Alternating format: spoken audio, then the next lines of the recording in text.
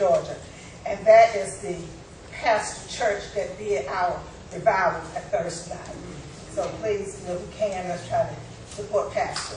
What night is that? It's August the 27th at 7 o'clock and everything. So I guess I'll bring it back on the second Sunday, and you know how we do. We'll get together for those who want to travel, you know, we'll take them. come one, come all, celebrate with the Springfield Baptist Church.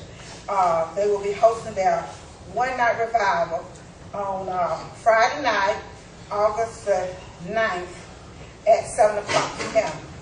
Reverend Tracy Neal from the Left Hill Baptist Church of Warm Springs, Georgia will be the guest speaker for that one night. Also, they state on that Saturday, August the 10th, they have a free concert at 3 o'clock p.m. The Gospel Soul Singers from Columbus, Georgia. And on Sunday, they have a service, their family friends homecoming on August the 11th at 12 o'clock noon. And Pastor Tracy Neal will also be doing their homecoming. The Flat Rock Baptist Church in Waverly Hall, Georgia will be observing their homecoming on Sunday, August the 4th at 11 o'clock. That's next Sunday. And Pastor Derek Driver from Flint River will be the speaker for that day. Also, our own Pastor Thorne will be the MC. Is that right, Pastor? For homecoming. Let's come out and support Pastor and support Flat Rock. And they have revival on Wednesday, Thursday, and Friday. And they are asking us to participate on Thursday night, August the 8th at 7 o'clock p.m. And Pastor Thorne, our very own, will be the speaker for that night of revival. Pastor Willie J. Williams of the Locust Hill Missionary Baptist Church observes revival August the 7th through the 9th. It starts at 7 o'clock p.m. And the guest speaker will be the Dr. Reverend Ralph Hewlin from the St. James Missionary Baptist Church in Columbus, Georgia. That's all the announcements I have at this time. Is there any more from the floor before I go on? I just want to thank everybody for coming out to the revival. We have a great time, great singing, great preaching. And I want to encourage everybody to come to the homecoming. Next time we meet, it'll be homecoming and meet everybody in the house. Amen. And get on that. We thank you, County Grove, for supporting your own church revival. Amen. So you should be getting nobody else here. And we do thank our deacons for coming by, standing by, doing what they have to do. Make sure everything is right. So let's get everybody on.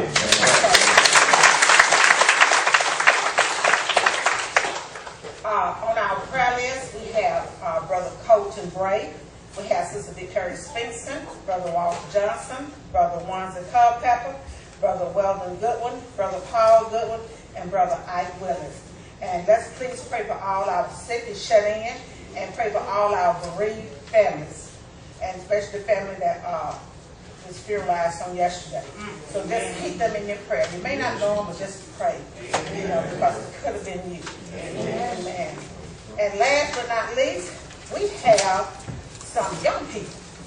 We have Brother Travis, he's out of the country somewhere. We have Chris Michelle Hunter, birthday July 13th. Well,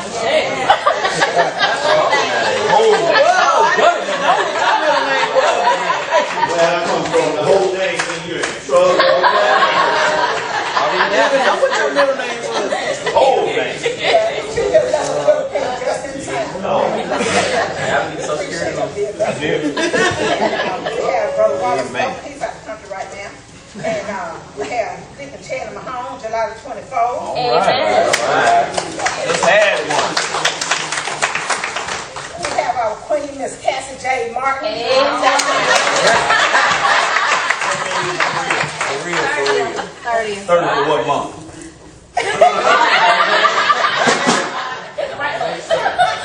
Every month. And we have, where's Caitlin at today? She's with her. Okay. Well, her birthday was July 26th. We have Deacon Dinah Ruff, July 14th. It's good to see him to announce his birthday and not have him on the sick and shut in. Oh my goodness.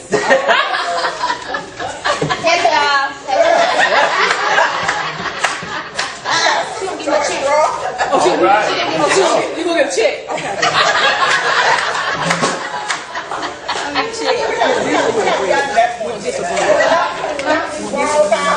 I take that. Also have July 19th, marks his day. We have Brother Floyd Goodwin, which was July 16th. He's missing action today. And we have our usher, Miss Wasine Terry, July 19th.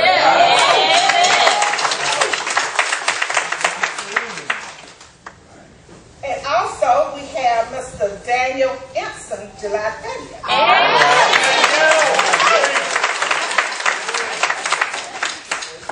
Is there anyone else in the house that has a birthday?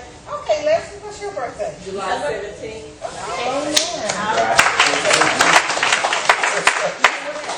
Luke's was the 19th. Right here. Drummer. Our new drummer. Uncle Luke. Uncle Luke. Start out now. He's out of the country vacationing, but this is my brother Keith. Give me a birthday today.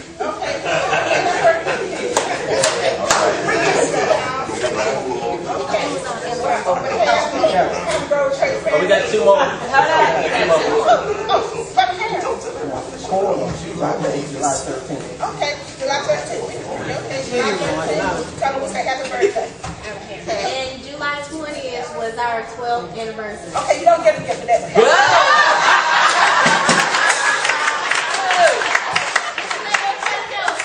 12 years in.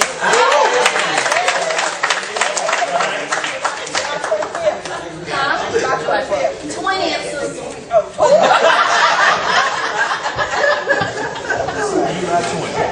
On behalf of Pastor Thorne, the First Rose Baptist Church, and First Lady, we wish you a happy birthday and many, many more.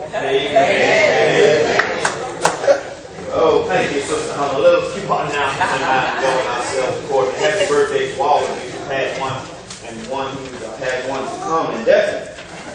For those that have anniversary, right? Good to hear that. Made it for another year. Happy anniversary, my brother and my sister, to you all. Are there any visitors that would like to? So let me.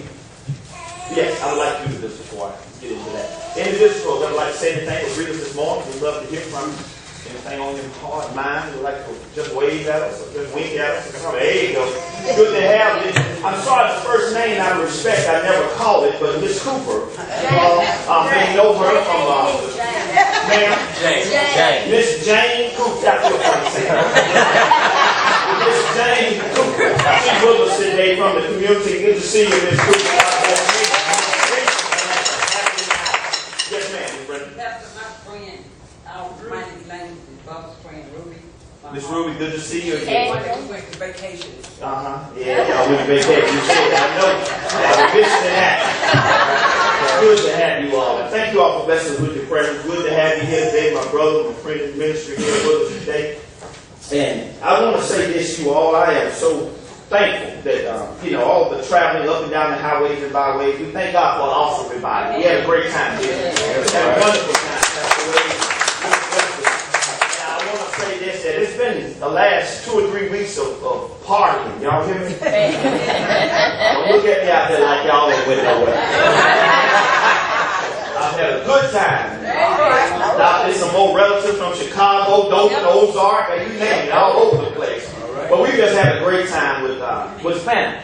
All right. It's just been a blessing to just been able to do that. And I thank you all, church, for what all you all do and the prayers and support, because life is short. Yeah. I say you all, enjoy life. And the Buchanan family sends their love. I sent asking to get a card to tell you thank you, culinary committee, for your hospitality and what you all do for fixing all of those good vittles. They said they never. Now, and it's funny. This is from one of the guys who has an appetite larger than this building. He said, I've never seen so much food in 3 days in my life.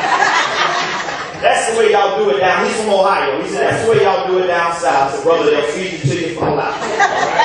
So we're thankful for you all. And they're really still talking about all those cabbages and even the rice and gravy. That's bad. That takes much to fix rice and gravy. But it's the love that you cook with out here. So we just thank you all so much for showing them so much love. And they, I'm just just in awe of the love that you all showed my family. And thank you all. You didn't have to do it, but you did. And definitely, my brothers and sisters, I want to say this as I get ready to bring Reverend Terry up. I don't think that individual, they here today, but we are just grateful to have all the visitors here. These doors are open anytime you want to come worship and get out at a decent time. Amen. This is a good church in. I believe that this is a place that you could come visit anytime. Where people don't look down upon you or judge you the way you look. A lot of that goes on. You may not want to admit it in our churches around the country. But this is one church where we're better than nobody, but just as good as everybody. All right. You all come see us, and thank you for blessing us with your presence. And let your amen come forth this morning. Amen. Amen. You're talking about your family. Everybody say amen at the same time. Amen. Nobody will know if your family messed up or not. Come on, Reverend Terry. That's what's out. We got to get to these families for you in a minute. Nobody will know. Good morning. I'd like to praise you in the name of the Father, Son, and Holy Spirit. There's none better to reach you in on this day. I don't know whether or not you guys been missing me, but I've been missing y'all. I feel brand new this morning. The reason I said that I feel brand new, said you got to be careful what you ask God for, because He might. He just might. He might give it. You know, the few Sundays that I did was that I was missing. You know, we got to work. If it don't work, you don't eat. So I had to work on those Sundays if anybody needed to know. But our inspirational food for thought this morning, they're dealing with a little bit of love, dealing with a little bit of faith, and they're dealing a whole lot with family. All right. And it says this right here because we have got to start somewhere. You see what I'm saying? It got to start. It says starting today, starting today, not I, but we need to forget what is gone. Because if it's already gone, there's nothing we can do about it. It said, and appreciate what still remains. And look forward to what is coming next. But then I couldn't help but, y'all already know I got to put some Jesus in it. Go to Matthew 5:43. And they're dealing with a little love. That's right, man. Don't say what you got to say. It said, you have heard that it was said, you shall love your neighbor and hate your enemy. But I say to you, love your enemies and bless those who curse you. Do good to those who hate you. I know it's going to be hard, but do good to those who hate you and pray for those who hate you. Amen. That's one of the hardest scriptures it is for us to do. That would be honest. Bless God in your family. Bless those that cuss you out in your face. Somebody look you dead in your eyes, Sister Empton, and say, I can't stand you.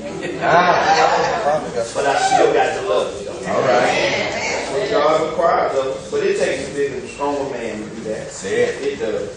It does. It's all good. Thank you, Reverend Terry, for that reminder, because we need reminding. Am I right? Yes, sir. Yes, sir. It's not time to give. As the Lord has blessed you to give. It's offertory time. I'm going to ask the brothers to come and give us our offertory prayer, and also give us our offering. And we thank you all for your giving, because you don't have to give a dime, nickel, or quarter, but because God asked you to, and your heart is right, you give. Yes, sir. Scripture says, don't give grudgingly or of necessity. But God loves somebody who's glad to give. Not the size of the gift. It's always the what? The heart of the giver. If you would, bless our offering, brother. Yes, sir. Thank you. Yes.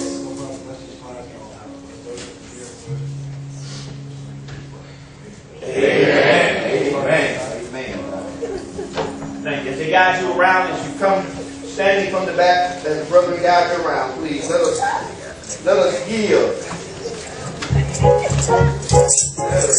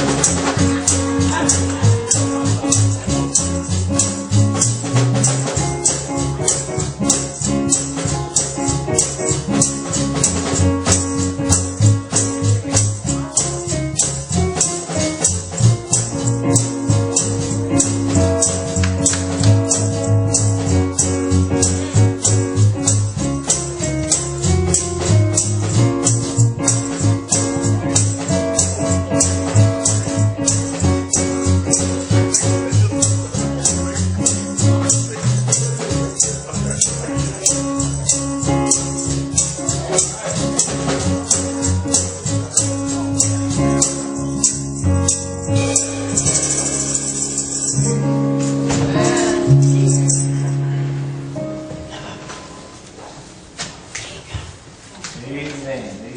Thank you. Thank you for giving. We appreciate your deeds. Thank you, sir.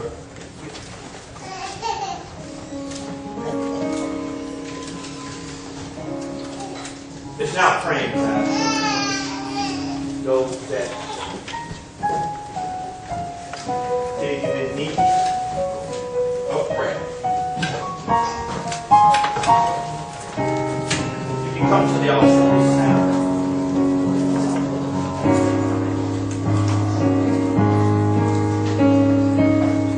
are there any special prayer requests throughout the sanctuary this moment?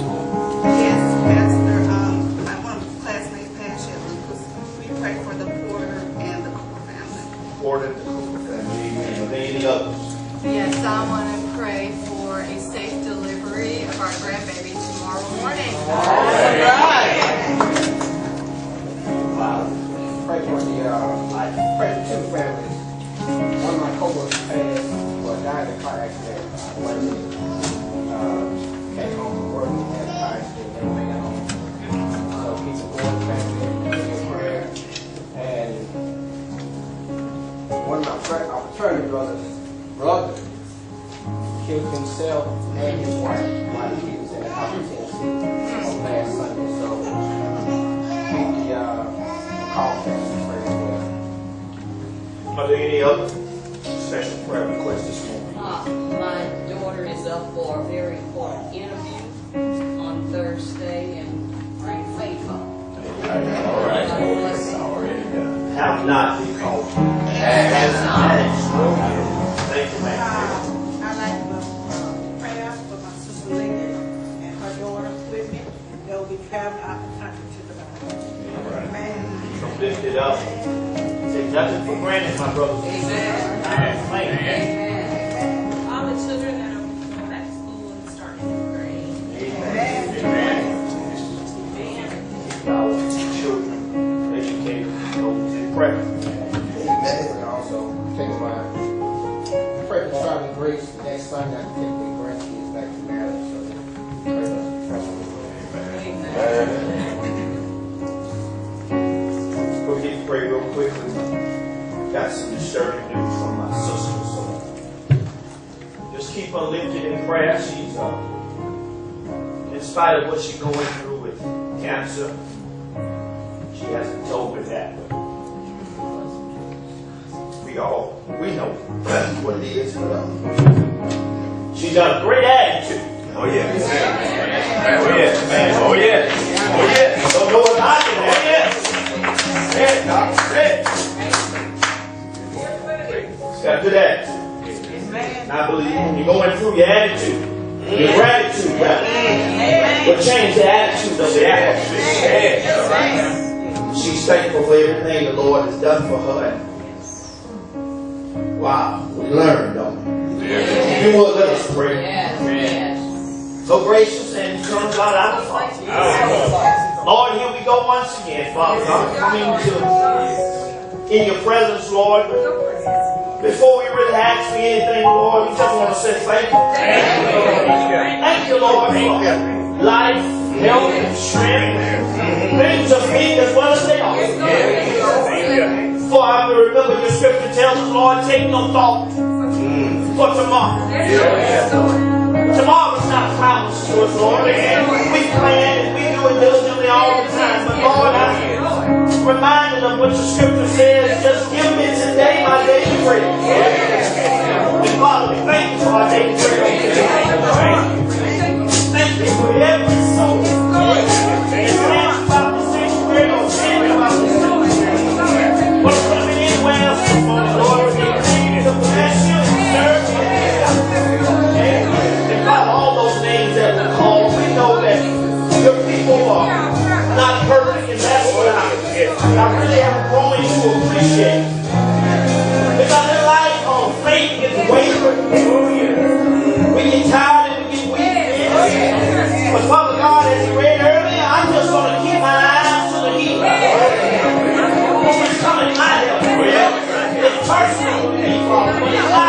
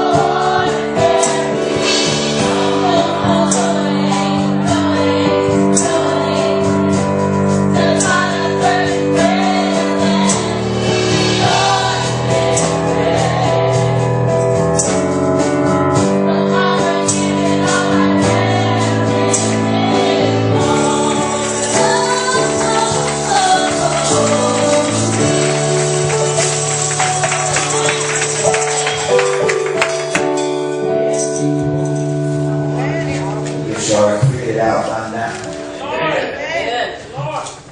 Praise the Lord. This ain't no ordinary worship. It was an ordinary song. Folk in here, and I know you've heard it before, you can have it again. It's the first time that folk in here that got jeans on, I say, boy. Both they got tattoos on. Amen. Both got a bald head. All right. Y'all know.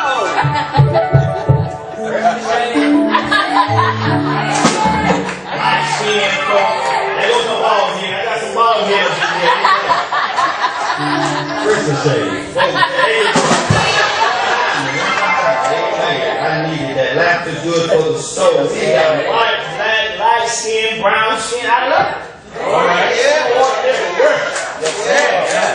And with that being said, family. All right. Can I talk about us today? Go ahead. I can talk about us today.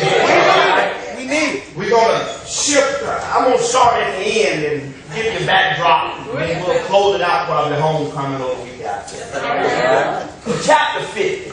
Genesis chapter 50. Let me go to the end. And I'll bring us current, I promise you. And all this stuff will make sense. So I'm not forcing you or making you come back, but I'm asking you to come back as often as you can. To see what you can get from this story.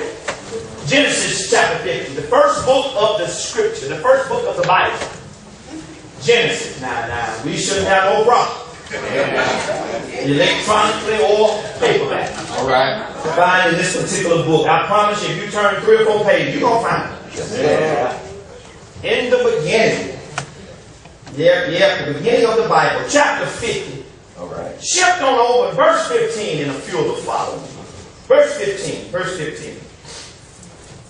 Some reassurance going on here. But our subject today is going to be a family feud. Family feud with a subtopic of a dysfunctional family. I want to start reading and commence my reading in verse 15. When Joseph's brothers saw that their father was dead, they said, perhaps Joseph will hate us and may actually repay us for all the evil that we did to him. I tell your neighbor, you read? You do. That should scare everybody. It scares me. That's why I can't afford to treat you bad. I can't afford to treat you bad. I can't.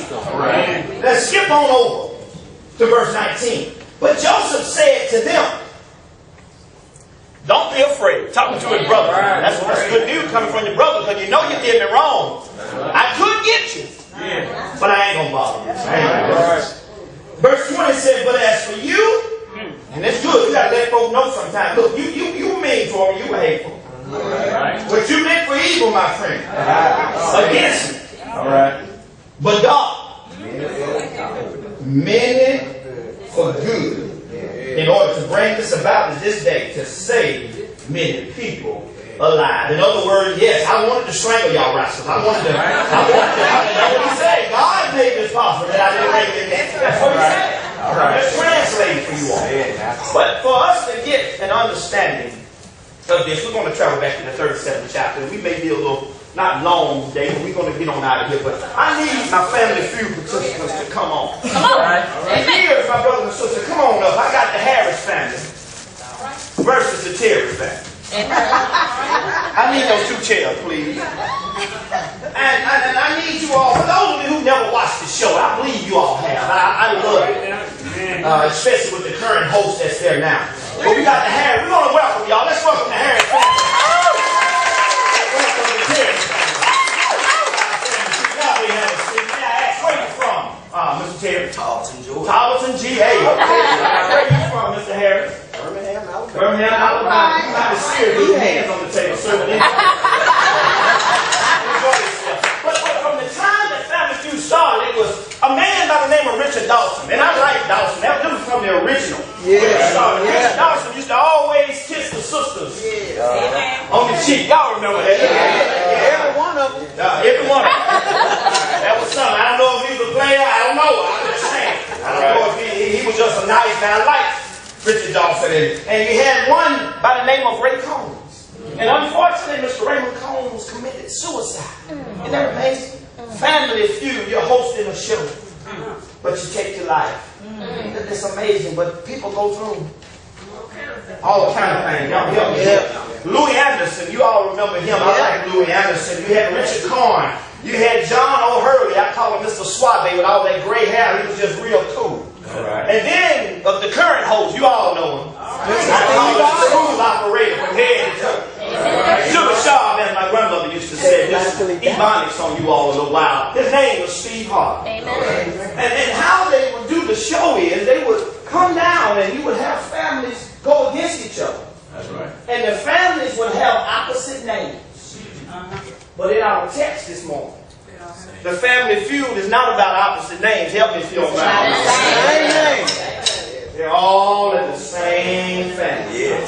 But the show would go something like this. They would ask a question and they would hit a buzzer. But since we don't have the buzzer, we're going to allow these gentlemen to hit the table on a couple of quick questions, and we're going to get to our text and enjoy it this morning. I would like to ask us, y'all ready? All right. Y'all ready? Y'all ready for this question? Okay. Y'all ready? Hit the table if you know the answer to this question. Who is one of the nicest preachers in Waverly Hall, Georgia?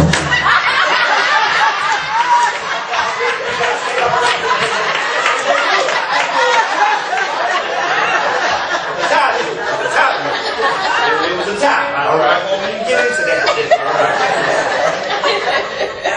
That's enough question. We ain't going to get to it. Thank y'all. Let's give them a hand. You all get the gist of the show.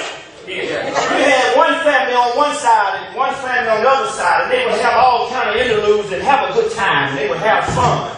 But at the end, somebody would win something. All right. Win some prizes and some money. But here in the 37th chapter, my brothers and sisters, of the book of Genesis, we're introduced to a family. We can go way beyond the 37th chapter and find out that Esau and Jacob, all of those, it was a messed up.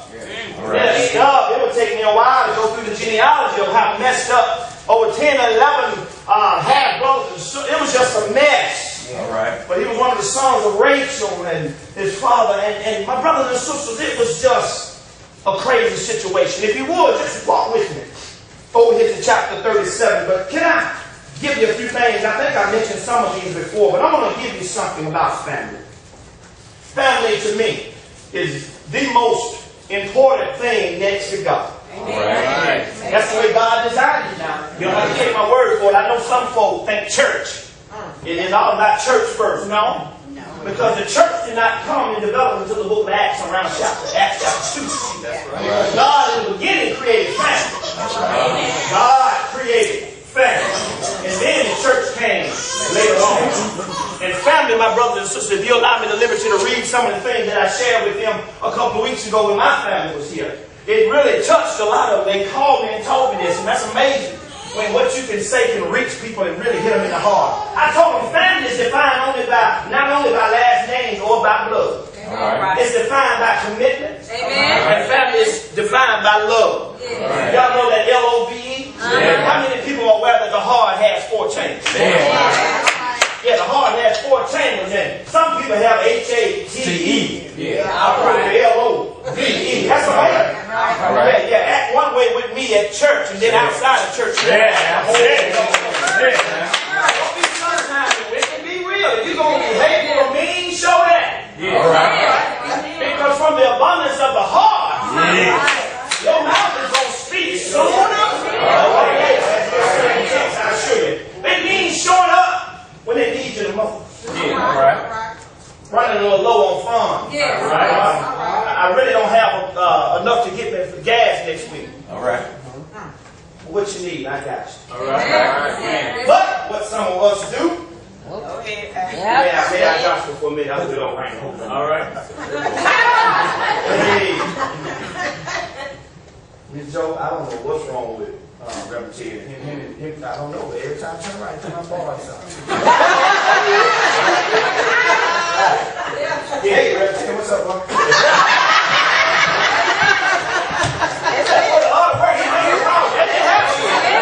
got to be careful.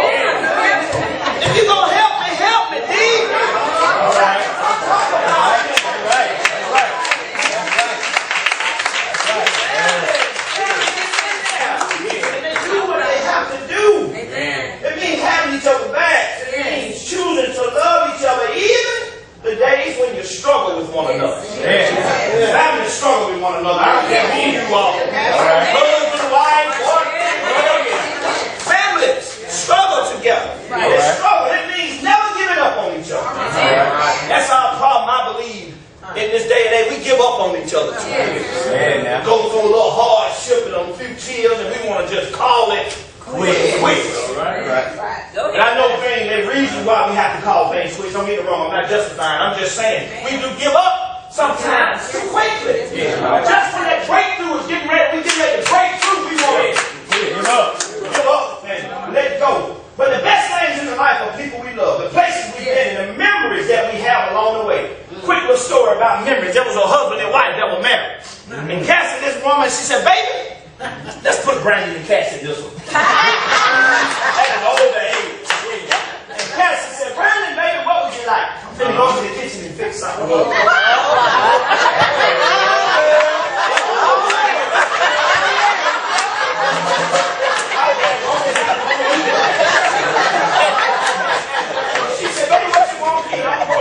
He said, well, fix me a pancake, egg, sausage, and a little butter running outside, right? And she come back in there with her plate, and she got grits, bacon, eggs, toast, and everything.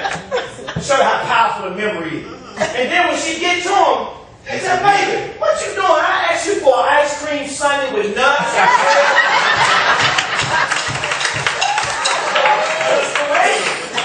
Our memory is sometimes, but those good memories of our family members and loved ones. And I'm going to move on and get to the text, but I got to say, blood makes you related. Loyalty makes you family. All right. Loyalty makes you family. And ever since I've been a part of this church family, I'm going to be honest with you. Y'all, folks that show you love, it's easy to tell me. Amen. But if you're not showing somebody love, somebody said families are like fudge. Like what? Sweet mostly. But with a few nuts. Y'all. Sweet mostly.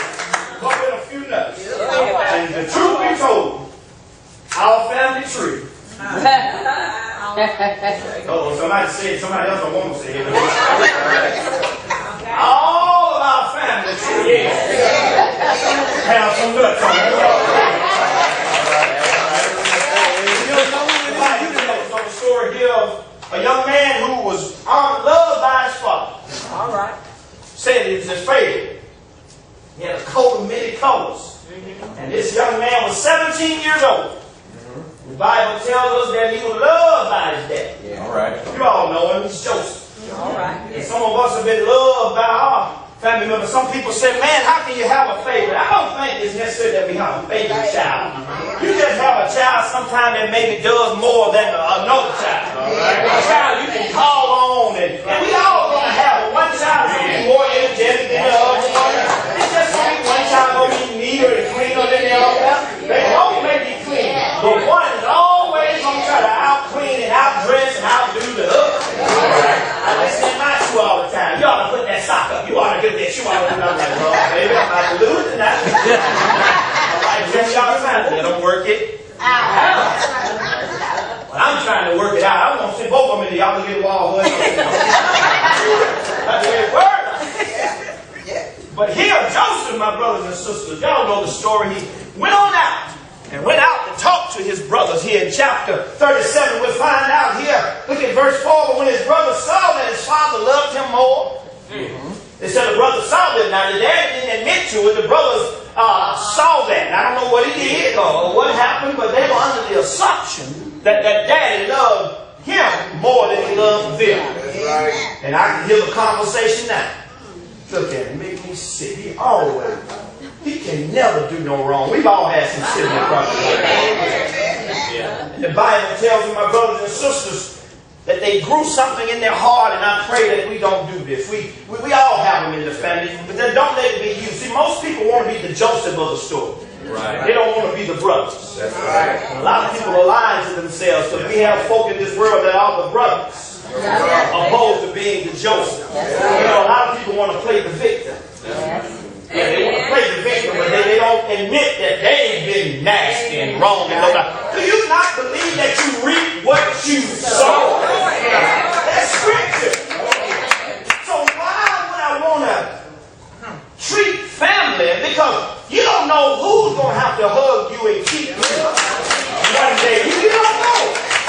But if you treat me, most likely, I can assure you it probably won't be me. Yeah. All right. Or if I mistreat you, it probably won't be you. Amen. But here they said that they had something in their heart. And you know, this just didn't start with hatred. Amen. How can you hate an individual? Makes you think, though.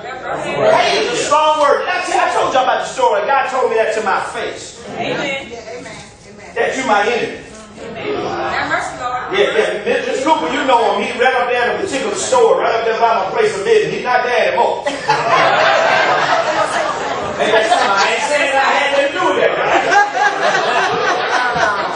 Yeah. We were doing that. I got permission from the Coopers to put my place of business right there. I couldn't just jump on the Cooper no problem and say, hey, I'm here. Guess what? I'm doing business.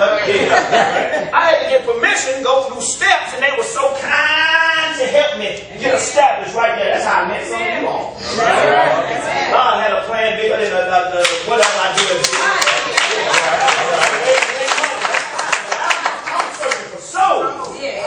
And they allowed me to go there. When I first got to Whitley Hall, no, I didn't approach him, it. I was in the dark over there in the woods somewhere. But the Lord put me over there to meet some folks that had a heart, I believe. And this guy came on their property. Okay, I see on your side, but you coming on from the other side. You my enemy. You my enemy. I said, did I just hear what you're trying to say? Best be glad that I just got to read the Bible. Be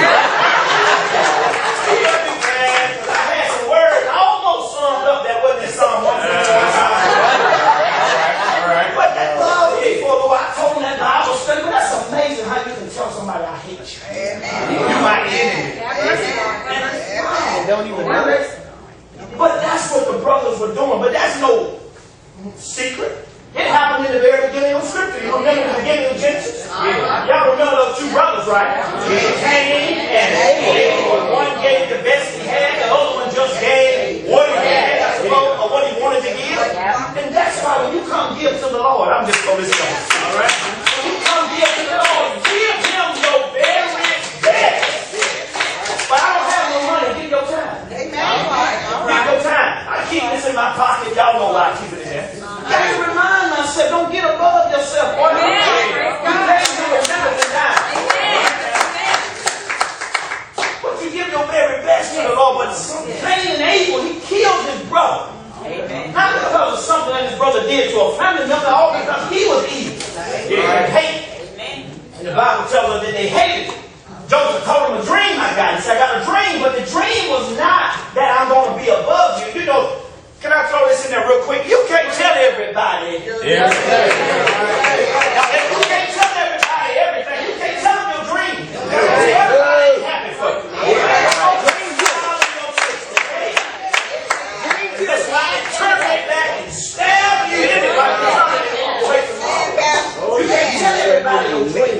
And I realize everybody's not happy for you. See, some people P-R-E-Y against you instead of P-R-A-Y for you. It's sad, but it's true. These brothers, like, he makes me sick. Here you come telling this dream, but if you don't understand something, they tell me acts. Right. You don't understand the context of any language. And that's all he had to do. The Bible says that they concocted this little plan. But they got one, but you always got one in the family who want to do right. I don't care. One. Amen. And his name was Reuben. Am I right about this? In the text there, Reuben said, he said, you know what we're going to do? We're going to kill this son on him. And we're going to tell Daddy that he got ate up by the wild wolves. It's bad for family wanting to get rid of him. I need I don't have it with me, but if I had a big old jacket or a smaller jacket, why are you mad because my coat don't fit you? All right. Y'all remember David and Goliath, don't you? I know I can't get through all this today. We're just going to get some nuggets for us to help us. David and Goliath, when he went out to fight the giant, David he was told to wear the armor of Saul. That's what David was told to wear. And David tried it on. And David said, man, I can't. They were hanging on down my feet. It doesn't fit me. So he said, I'm going to go out there and fight him. Without. All right. And that's what you have to do. What God has for you is my Hey! And don't you ever get tired of doing good. He went from the pit. Yeah. Yeah, a lot of people say that. I ain't mad at that. I like that. The pit, the palace, but he went from the pit. He did go to the palace, but we can skip the palace and say prison because at the end is really what the palace is. If you think about it. I know he was in Potiphar's house and we're going to get there. But the Bible said that they sold him into slavery. They didn't kill him. Reuben said, no, don't kill him. Don't know. Boy, Daddy will be 38. No, don't do that. Don't kill him, but what we going to do? See, people love to see you suffer. Put them in a pit down there with no water. All right. So you can live a while without food. But your tongue get red. The throat get dry. Your body get dehydrated without water. So we're going to put them in the pit. Matter of fact, we're going to sell this rascal to what? To slavery. That's right. So they sold him into slavery. Can you sleep at night? Knowing that you sold your brother, a family member into slavery. The Bible goes on to tell us that he was picked up by some Israelites. And they went on and they bought him and then they brought him. He went from the pit. Now he up here in the house. And the Bible tells us that he was, I want y'all to see something here. I know some of you going through. Can I tell you, no matter how dry and pitful it looks, God hadn't forgotten about you. I know you think he does. He has not forgotten about you. It's the process. See, we want the glory and the fame, but we got to go through a process. And that process does not feel good. It's a process. Let's look at this right here. It's a desperate housewife on the scene. I want to say that. She in there now. I ain't lying to you. A desperate housewife is right here in chapter 39. But before I go to chapter 39, Jesus is all over this particular text. Because when you get home, you read chapter 38 for yourself. And you'll find out that there was a prostitute by the name of Tamar. And Tamar ended up Judah. Judah's one of the brothers. So what Judah had is about 3 or 4 sons. And one died and he married off to the other. He was so wicked, boom, killed him. Next to the other. So she married all of them, still couldn't bear a child. But one day, Tamar covered her face up. Went down to the red light district. Okay, we're not in Las Vegas. Went down there to Victory Drive.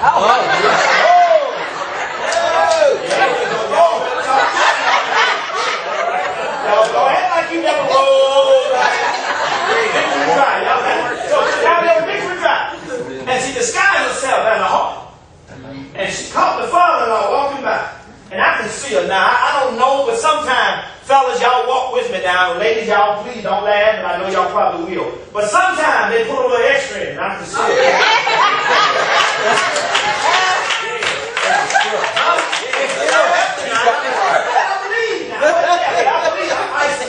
But I believe that she put a little extra. And she caught father-in-law attention. And she ended up connecting with father-in-law. Ended up having a child with father-in-law. Father-in-law ended up wanting to, it's just amazing. See, this family is all dysfunctional. This is a messed up family here.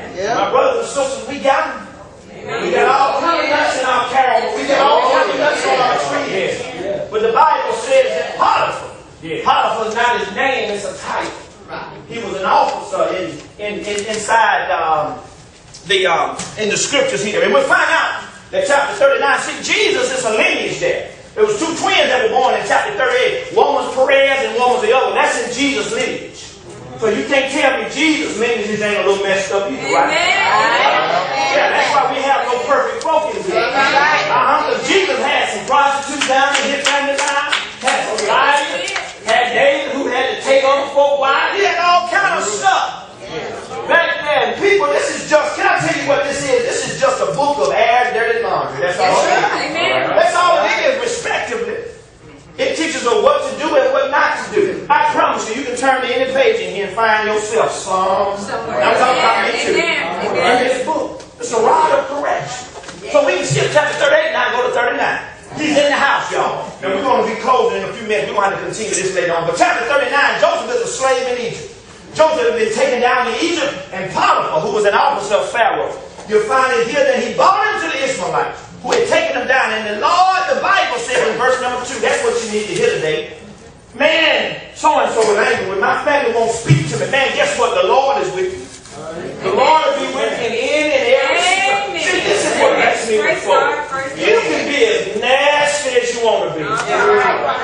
But the Lord, you got to deal with the Lord on this. You and I can fuss and cuss back and forth all day long. But if you went home today to glory, what would be your response to the Lord, how you treated Sister so-and-so? I mean, some of us think we got time. You know what? You were so nasty last week. Remember when you were living? Okay, let me go to scripture. I hit that on the head. Let me go to scripture. You remember the man that died? He would not feed. His name was Lazarus. The only parable in scripture where God names a man by name. It was Lazarus and the rich man. The rich man was there eating good every day. Can't you see him? Caviar, crab balls, he had it going on. And all he wanted, the rich man just wanted Lazarus just wanted some crumbs from the table. But it came that day that the rich man died. Rich man left him. We ain't going to be here forever. What you say? I should wear a crown. You're going to wear one day. The rich man left him. I get Lazarus thing. He didn't have an expiration date on his bill. He left him too. And the Bible said, he said, Lord, it's hot down here. He said, if I could just you, Lord, what I give to be in Abraham's bosom. He said, you can just have somebody just dip it. Don't even give me a cup of I don't want to hold up water. I don't want to lemonade. I just want somebody to dip it. Ooh, Lord, it's hot down here. If you can just give me a finger, just let him dip this spring in the water and just let him. Cool myself. And then before that, then if you don't mind if they do that, can I go warn some of my hateful kinfolk? That's what Bush said now. He said, can I go back and warn some of my brothers? Ooh, they worse than I am. I cuss and fuss all the time. Ooh, Lord, they ain't gonna help nobody. They got all they want. They ain't gonna do nothing. Can I go back and warn them? Too late. You hear. You set yourself in stone. You hear. But the Bible says that the Lord was with Joseph. I don't care how dark and dismal this situation looks for you. You have to have the faith inside of a mustard seed and know that the God brought me to it.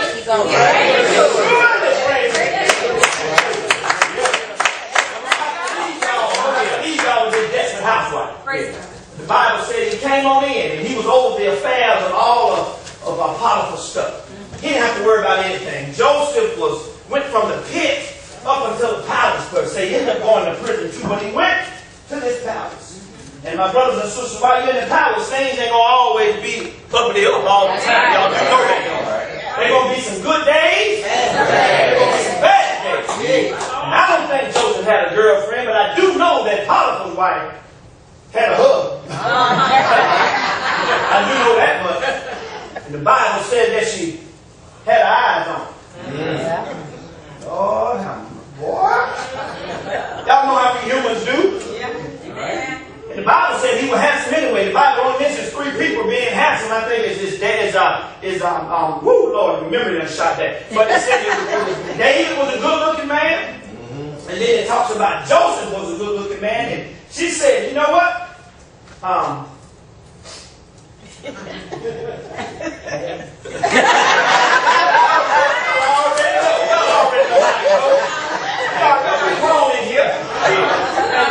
think she probably went down to Victoria's Secret and spent time in that mirror and got herself together, but she wasn't going to come at it any kind of way. All right. You know what's not attractive to the eye, you ain't going to pay no attention to it nowhere. All right. That's right. Boy, that handsome, good-looking man there. I don't know if he was bald head or half hair. I don't know. But she said, hey, my husband is away from the palace at the moment, and dangerous games. But you acting mad, she probably talked him up too. Yeah.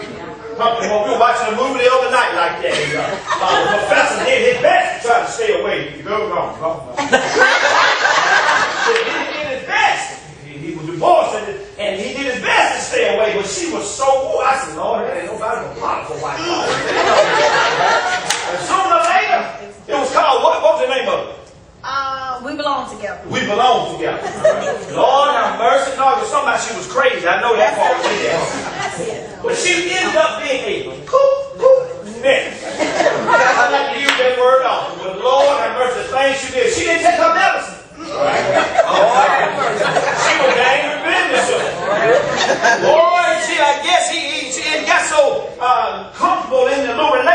she grabbed the pill bottle. I said, Lord, this girl better take her nuts. And it was a strong nutcase from that point on to the end of the story. Powerful wife the same way. Maybe she didn't take her medicine. Well, she said, hey, why don't you come this way? I'm supposed to go that way. You know, I can hear. Now, you never walk by this end of the house. I need something fixed over here in the bathroom. Anything to get you there. I guess he kept saying, no, Mom, go on about your business now. You are taken. Bible says she didn't want to hear it. And what folk want sometimes, they try to go ahead and tell me. Go ahead and try to take it.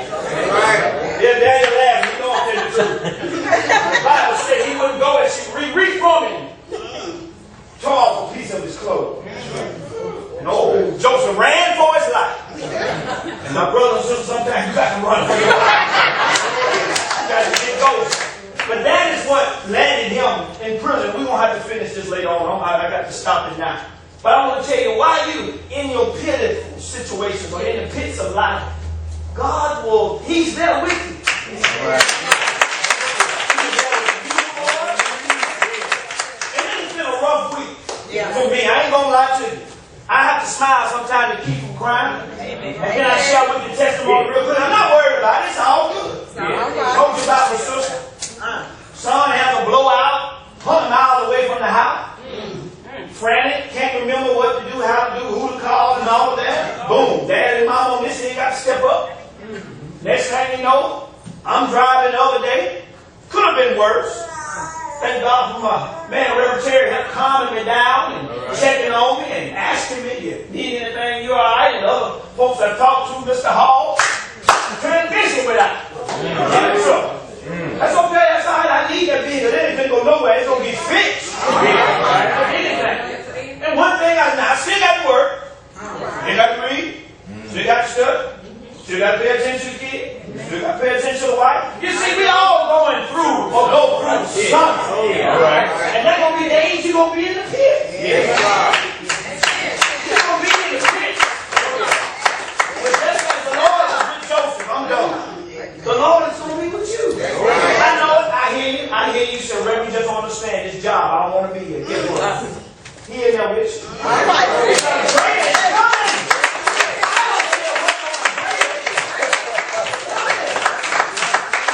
You're going to have to believe that great is coming. Stay around some positive-minded folks. Stay around some positive folks. Now, I'm serious. There going to be some folks you're going to have to get off your plane.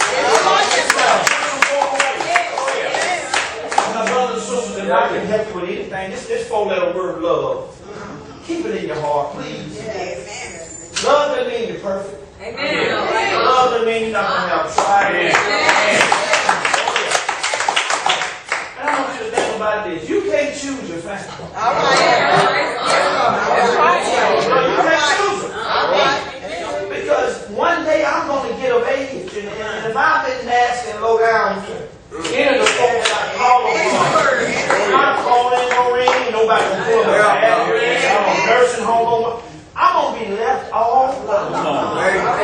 This family, my brothers and sisters, please, if you haven't hugged, I'm not asking you, some family you can't deal with, I understand. And I'm just telling you personal stuff because it's true. I got an uncle, I think I've shared with you, on 4 or 5 McDonald's now. When time got tough to rough, didn't know me. I remember when he was washing clothes, his dad and them told me from the sink. Now he got to wash and dry. I don't know how that happened. But that's all right. He on that high horse, so to speak. I still talk to him. Let me tell you, when I tried to start a business back, then if I had some of you all like if I had him like some of you all was supportive of me, and I appreciate you. So I do anything for anybody. He told me, he said, son, if it ain't burgers and fries, I don't invest in it. You know what that did to me? Mentally for a few days, not long. If it ain't burgers and fries, I don't invest in it. Wasn't too long after that, his son had got some type of leprosy. And who did they ask to go in the intercessory prayer for? Now, you know where my mind went now. I'm be honest with you. I wanted to say, brother, I ain't praying nothing. You better get out my phone. But I couldn't do that. Because the love of God and the love of family, I had to do it.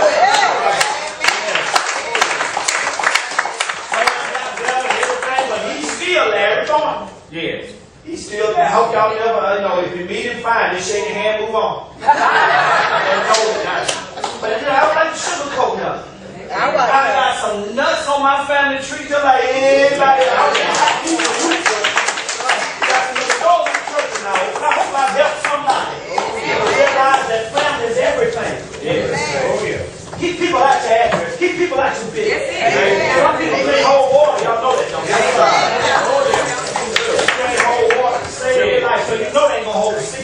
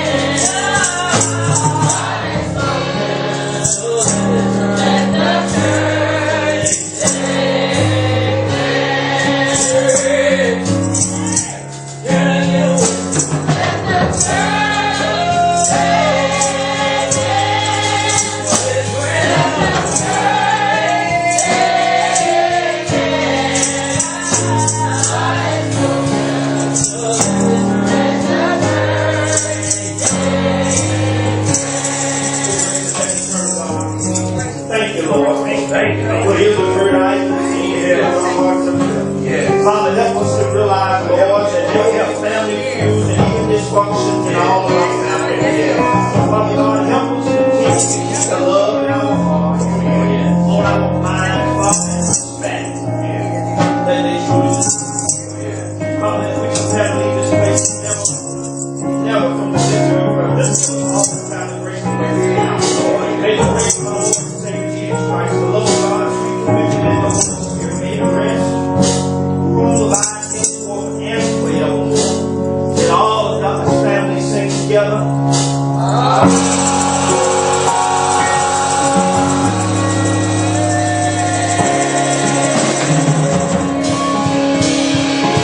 Amen. Hug somebody else, high five them. Y'all have a wonderful week. Have a great week.